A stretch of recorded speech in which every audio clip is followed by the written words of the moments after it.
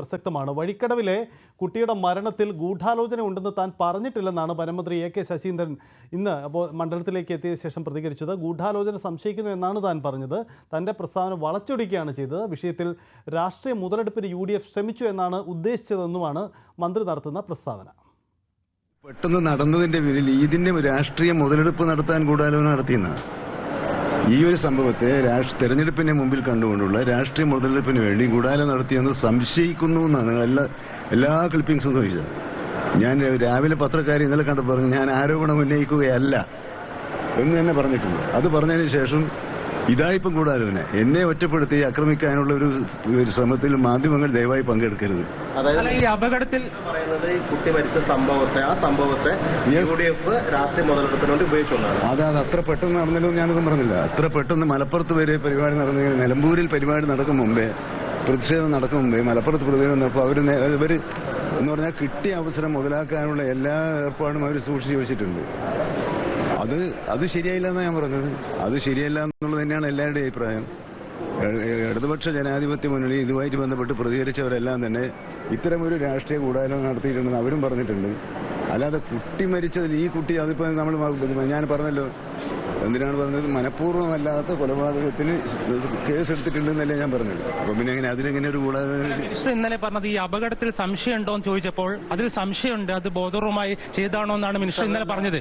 Clipping എടുത്ത് ഇന്നലെ രാത്രി വിനിയോഗിക്കാൻ ഉപയോഗിച്ചു. അല്ല, മാത്രമല്ല മിനിസ്റ്റർ ഇന്നലെ പറഞ്ഞു പ്രദേശവാസികൾ ഇന്നലെ വൈകുന്നേരം പോയപ്പോൾ ഫെൻസിംഗ് അവിടെ കണ്ടില്ല, പിന്നീട് നോക്കിയപ്പോൾ ഫെൻസിംഗ് കണ്ടു എന്ന് നിങ്ങൾ ഏതോ ചാനൽ പറഞ്ഞിട്ടുണ്ടല്ലോ എന്നാ പറഞ്ഞത്. ചാനലിൽ കണ്ടിട്ടാണ് പറഞ്ഞത്. നിങ്ങൾ ഏതോ ഒരു ചാനലിൽ പ്രദേശവാസികൾ ഇത് നേരത്തെ അവിടെ ഫെൻസിംഗ് ഉണ്ടായിരുന്നില്ല എന്ന് പറഞ്ഞിട്ടുണ്ടല്ലോ, നിങ്ങൾ കൊടുത്തല്ലോ. അത് ഞാൻ റിപ്പീറ്റ് ചെയ്തതല്ലേ.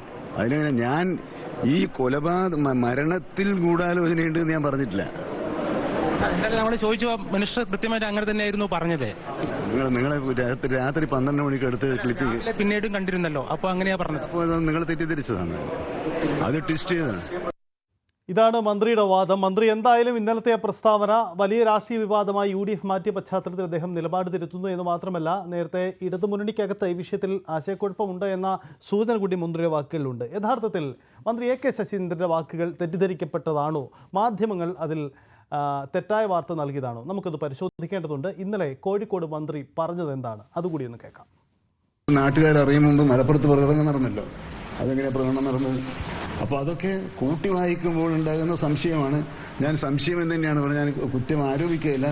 സംശയിക്കത്തക്ക ഗുരുതരമായ സാഹചര്യം അവിടെ നിലവിലുണ്ട്. ഗവൺമെന്റിനെതിരെയുള്ള ക്യാമ്പയിൻ, അവിടെ ഇലക്ഷൻ നടക്കുകയില്ല, ഗവൺമെന്റിനെതിരെയുള്ള ഒരു ക്യാമ്പയിൻ എന്നത് അവർക്ക് ഏറ്റവും പ്രധാനം. അവർക്കൊരു ക്യാമ്പയിൻ ഇപ്പോൾ ഇല്ല. അപ്പൊ ഇതാര് ചെയ്തു, എങ്ങനെ ചെയ്തു, എന്ത് ചെയ്തു, എന്തായിരുന്നു അവരുടെ ലക്ഷ്യം? അപ്പോൾ അതിനകത്ത് വളരെ വ്യക്തമായ രാഷ്ട്രീയ ഗൂഢാലോചനയുണ്ട്. അപ്പോൾ ഇതിന്റെ ഗുണഭോക്താക്കൾ ആരാണ് എന്നെല്ലാവർക്കും അറിയാലോ.